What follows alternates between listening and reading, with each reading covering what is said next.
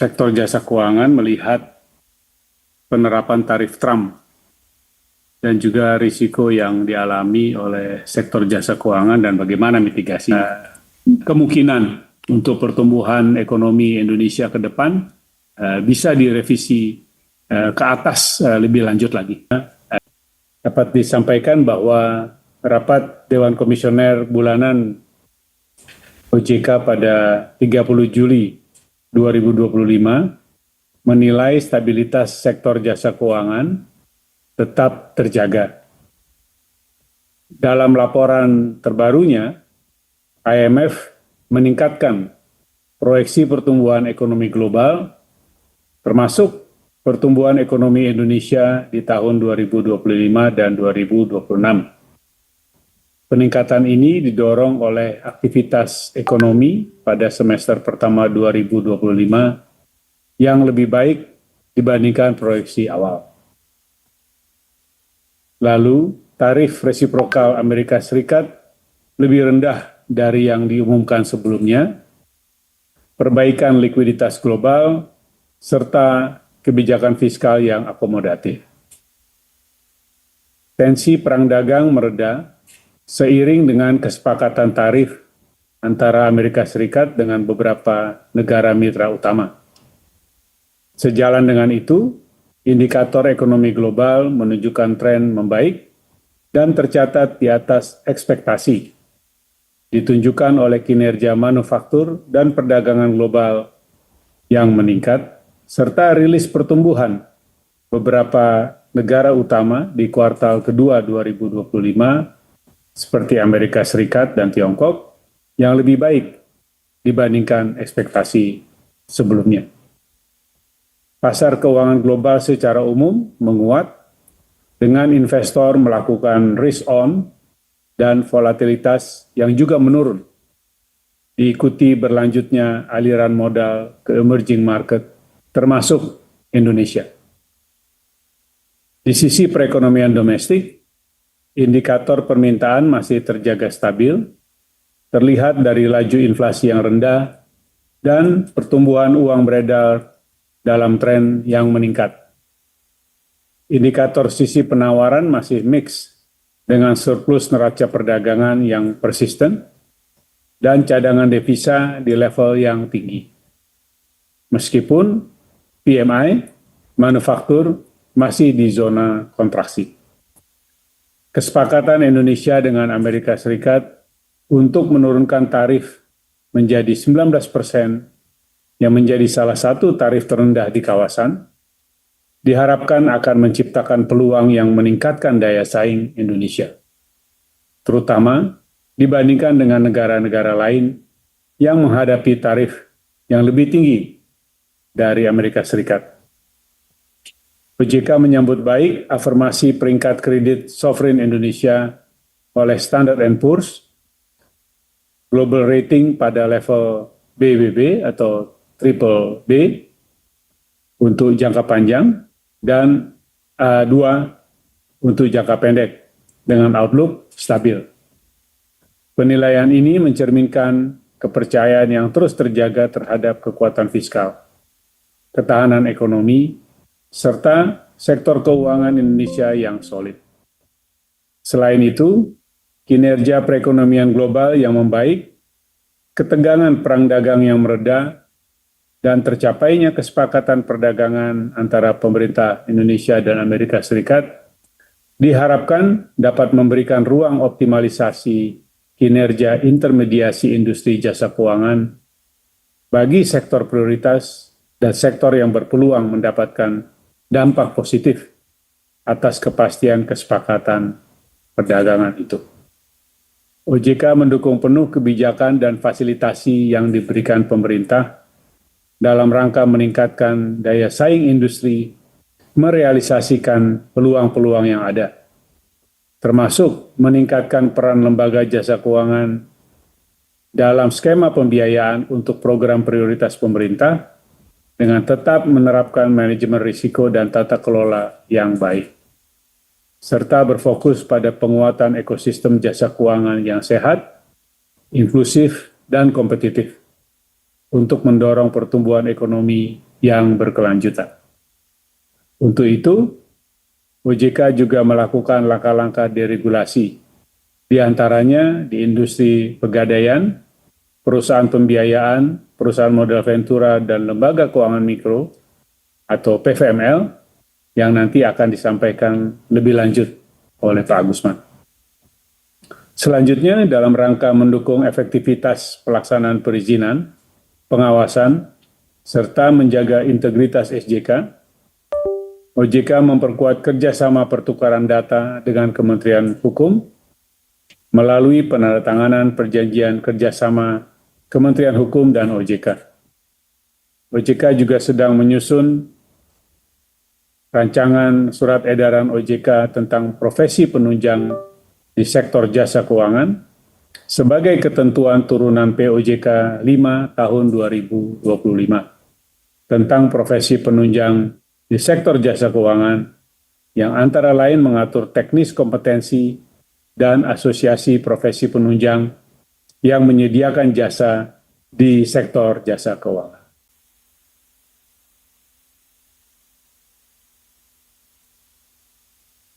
Terima kasih Bu Kiki. Saya akan menjawab pertanyaan ya yang tadi disampaikan pertama dari Gusti Kompas. Bagaimana sektor jasa keuangan melihat penerapan tarif Trump dan juga risiko yang dialami oleh sektor jasa keuangan dan bagaimana mitigasinya. Kalau kami memandang ya bahwa kesepakatan yang dicapai, tentu kita masih menunggu secara resmi berlakunya dari kesepakatan tadi, tapi apa yang dicapai antara pemerintah Indonesia dengan pemerintah AS ya, ini kan merupakan bagian dari apa yang terjadi yang dilakukan oleh pemerintah AS terhadap semua perdagangan negara-negara lain dengan Amerika Serikat. Tentunya dalam konteks itu kita melihat bahwa perubahan yang betul-betul mendasar atau disruptif ini akan berlangsung terus ke depan ya, setidaknya dalam melakukan perdagangan dengan Amerika Serikat. Nah, dalam konteks cara pandang seperti itu, kami melihat bahwa hasil dari kesepakatan Amerika Serikat dengan Indonesia memberikan sisi yang cukup positif ya, terutama kalau dilihat dari aspek ekspor produk-produk Indonesia ke Amerika Serikat yang telah ditetapkan dikenakan tarif 19%. Hal itu kita perlu melihatnya dibandingkan dengan ekspor dari negara-negara yang menghasilkan produk serupa ke Amerika Serikat juga. Nah, ini ada tabel yang memperlihatkan 6 ekspor utama, produk ekspor utama Indonesia ke Amerika Serikat, yang secara total dari 6 produk ini nilainya mendekati 14 miliar dolar yang adalah 52% dari ekspor Indonesia ke Amerika Serikat atau 52% dari impor Amerika Serikat berasal dari Indonesia. Nah, kalau kita lihat masing-masing, mungkin bisa di zoom in untuk yang sebelah kiri misalnya, itu adalah untuk produk listrik ya ataupun electrical dan suku cadangnya, itu bisa kita lihat bahwa ekspor Indonesia itu sebesar 4,83 miliar dolar. Nah, itu berada dari sejumlah negara yang melakukan ekspor produk serupa ke Amerika itu masih berada di paling bawah. Nah, tapi di atasnya itu adalah negara-negara yang dikenakan tarif impor masuk oleh Amerika Serikat ada yang sama dengan Indonesia, ada yang sedikit lebih rendah, tapi juga cukup banyak yang lebih tinggi daripada Indonesia. Nah, terutama yang paling atas itu, yaitu RRT. Nah, kita tahu bahwa kesepakatan antara Amerika Serikat dengan RRT belum tercapai. Tapi kita bisa antisipasi lah. Nampaknya kalaupun dicapai kesepakatan tadi, antisipasinya tidak akan lebih rendah daripada Indonesia ataupun sama. Ya. Jadi sebenarnya ruang untuk meningkatkan dari apa yang ekspor kita untuk barang-barang listrik ini ya, atau electrical equipment dan machinery serta suku cadangnya, itu terbuka luas jika disandingkan dengan apa yang dialami oleh negara lain. Begitu juga untuk yang di bawahnya itu untuk alas kaki ya. Itu dua saingan utama Indonesia yang lebih besar karena kita adalah nomor 3 dengan besaran 2,64 miliar dolar yang adalah sebenarnya hampir 9% dari ekspor kita ke Amerika Serikat. Itu di atasnya adalah China, lagi-lagi yang kita antisipasi akan terkena tarif lebih tinggi, dan Vietnam yang memang 1% lebih tinggi daripada Indonesia. Lalu kita bergerak ke kanan, itu adalah untuk minyak nabati, mungkin atas sedikit. Nah, itu minyak nabati ekspor dari negara-negara utama eksportirnya ke Amerika Serikat. Nah, itu kita lihat bahwa kita nomor 2 di situ. Dan yang paling tinggi itu adalah Kanada. Nah, terus terang untuk Kanada ini kami belum memperoleh informasi detail apakah Kanada untuk produk kalau dari Kanada ini jenisnya adalah canola ya, atau minyak nabati dari jagung. Belum tahu kami apakah ini termasuk cakupan persetujuan MCA, Meksiko, Kanada, Amerika atau tidak. Kalau tidak termasuk maka dia kena 35%. Tapi kalau termasuk dia tidak terkena tarif sama sekali. Nah, tapi kalau dibandingkan dengan yang lain, kita lihat bahwa ruang untuk meningkatkan ekspor kita dari besaran yang ada di tahun 2024 ini ke tingkat lebih tinggi dibandingkan dengan produk-produk lainnya, nah itu juga besar. Nah, ini terus terjadi dengan produk lain yang ada di dalam top 6 atau 6 tertinggi ekspor kita ini ke Amerika Serikat. Berikutnya adalah garment, ya.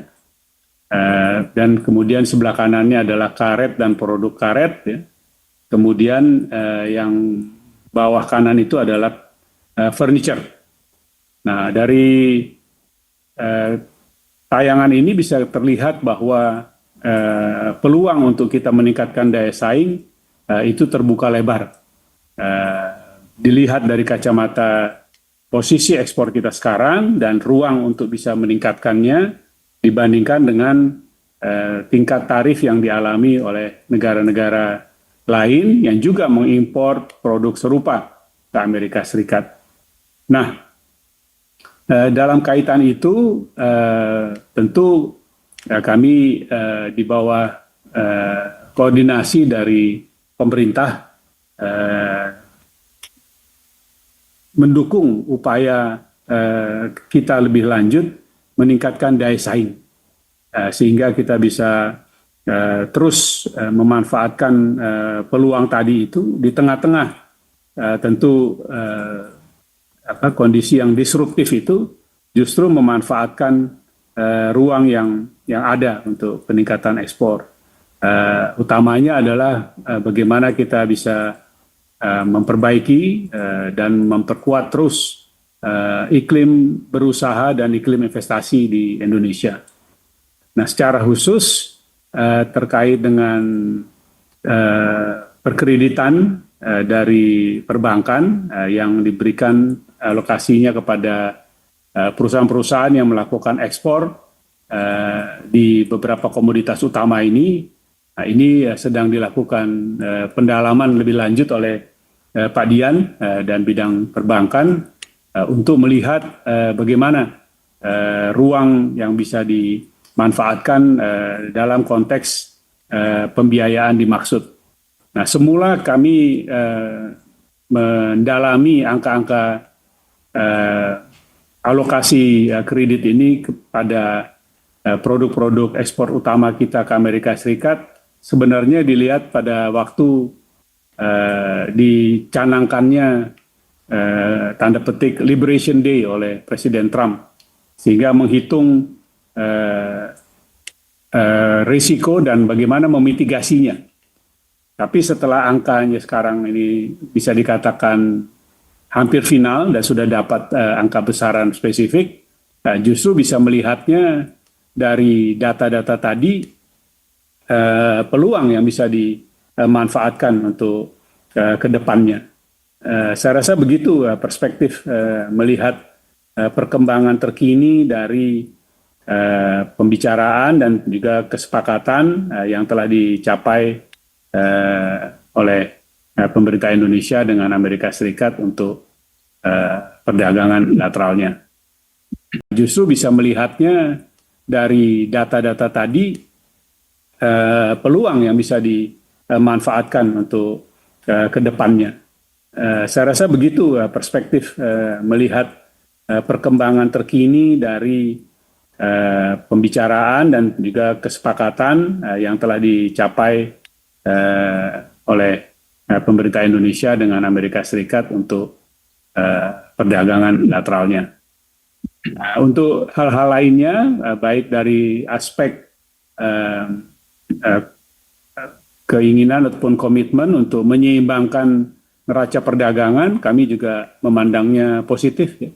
Karena kalau itu terkait dengan produk energi, migas misalnya, nah tentu ini memperluas sumber pasokan dari energi migas yang memang sangat strategis bagi Indonesia untuk menjaga keamanan kebijakan energinya, energy security.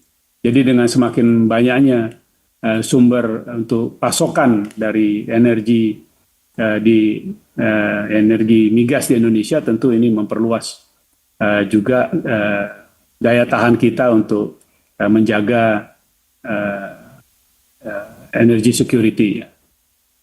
Begitu juga halnya dengan beberapa komitmen lain untuk produk-produk utama, disebutkan adalah antara lain kedelai maupun beberapa lain. Itu terkait dengan melihat hal tadi. Nah, sedangkan untuk menjaga dampak risiko fluktuasi yang terjadi di pasar saham, kami sudah sampaikan di waktu sebelumnya dan Pak Inarno juga sudah mengulangi bahwa apa yang dilakukan serangkaian kebijakan dan relaksasi bagi pelaku industri untuk di pasar modal sampai saat ini masih diterapkan, dan yang sebagian lainnya dapat direaktivasi apabila diperlukan, termasuk tentu yang terkait dengan asymmetric auto rejection ARB dan trading hold, dan juga kebijakan terkait dengan buyback saham tanpa rups. Itu saya rasa tadi Pak Agusman juga sudah menjelaskan langkah deregulasi di sektor PVML yang juga dimaksudkan untuk bisa merespon dan memperkuat pertumbuhan di pembiayaan di bawah PVML, sehingga juga bisa memitigasi dari risiko kemungkinan dampak dari apa yang terjadi di perdagangan internasional ini kepada industri-industri di bawah PVML. Itu yang pertama. Yang kedua terkait dengan pertumbuhan ekonomi, ada beberapa pertanyaan, tapi saya rasa gabung saja juga dengan pertanyaan dari Mbak Monik ya, Valid News tentang fenomena konsumen berbelanja di Indonesia. Nah, untuk yang pertumbuhan ekonomi itu kita ketahui bahwa IMF melakukan update dari pertumbuhan ekonomi dunia dan di dalamnya adalah update juga termasuk pertumbuhan ekonomi Indonesia untuk 2025 dan 2026. Semula IMF memperkirakan pertumbuhan ekonomi Indonesia itu adalah masing-masing 4,7% di tahun ini dan tahun depan. Tapi dengan pemutakhiran yang baru saja dirilis pada bulan ini, maka pertumbuhan itu meningkat menjadi 4,8% untuk tahun ini dan 4,8% untuk tahun depan.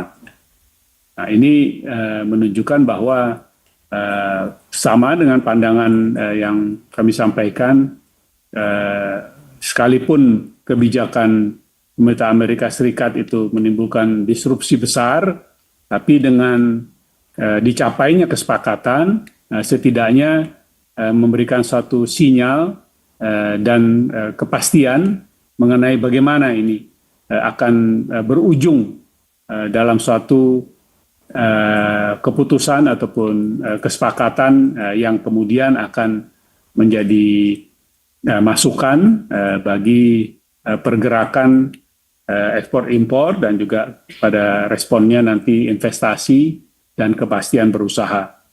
Nah, ini membawa angin baik kepada pertumbuhan ekonomi global dan pertumbuhan ekonomi Indonesia sendiri. Dan tentu kami berharap dalam pelaksanaannya nanti apabila dalam realisasinya juga kita bisa melihat dampak positif dari peluang-peluang yang kami sampaikan tadi, maka ada kemungkinan untuk pertumbuhan ekonomi Indonesia ke depan bisa direvisi ke atas lebih lanjut lagi. Kita tunggu tentu realisasi lebih lanjut, terutama tadi kalau kita juga bisa memanfaatkan ruang yang terbuka dari pengaruh eksportir negara-negara lain maupun juga untuk perbaikan iklim usaha dan investasi di Indonesia. Terkait dengan fenomena ini, saya rasa fenomena berbelanja atau di pusat perbelanjaan, saya rasa mungkin juga tidak berbeda jauh dengan apa yang terjadi di level produksi dan juga tadi pertumbuhan ekonomi. Jadi pada saat terjadi kondisi yang lebih tidak pasti secara cair di waktu beberapa bulan terakhir ini, tentu banyak pihak yang lebih mengambil posisi menimbang-nimbang sebelum mengambil keputusan. Ya. Saya rasa kalau itu terjadi di dalam konteks konsumen, saya rasa wajar saja. Tapi dengan kepastian yang sudah lebih jelas dengan hasil yang telah dicapai, maka tentu ekspektasi kita juga sama dengan pihak produsen dan investor, maka konsumen pun akan memperoleh kepastian lebih baik terhadap keputusan yang dapat mereka ambil untuk menentukan belanja lebih lanjut ke depan. Saya rasa demikian mengenai respon tadi, dan tentu berbagai program yang dilakukan oleh pemerintah untuk mengakselerasi pertumbuhan ekonomi, beberapa hal yang sudah dilaksanakan dan akan terus dilaksanakan, termasuk juga mempercepat dan akselerasi belanja pemerintah, tentu akan membawa dampak positif kepada pergerakan perekonomian dengan belanja yang lebih besar tadi itu. Saya rasa itu hal-hal yang ditanyakan kepada saya dan saya kembalikan ke